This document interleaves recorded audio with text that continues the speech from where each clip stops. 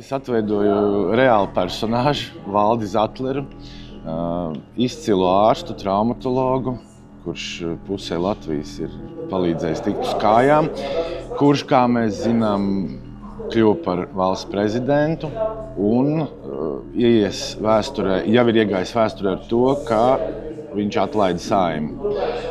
Precīzāk rosināja referendumu par Saeimas atlaišanu.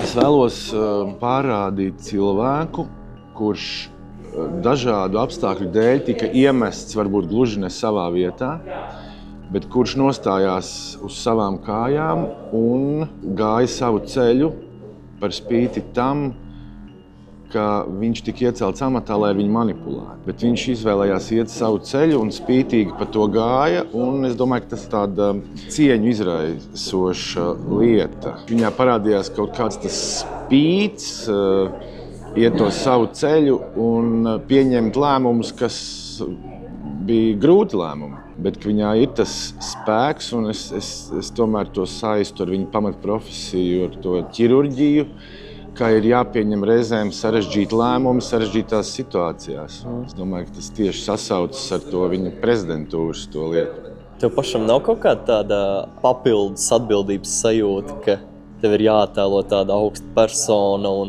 tagad tieši šādā laikā nerad kaut kāda papildus atbildība? Es cenšos par to atbildības sajūtu nedomāt. Protams, ka viņa kaut kur eksistē, bet es tomēr paļaujos uz autoru Matijas Gritsmanu, režisoru Valteru Sīlu, jo mēs tos faktus neizdomājam. Mēs neizdomājam vēsturi, mēs tomēr cieši sekojam tiem faktiem. Un tas viss ir pieejams gal galā YouTube. Tā kā, katrs var pārbaudīt, vai tā bija vai nebija.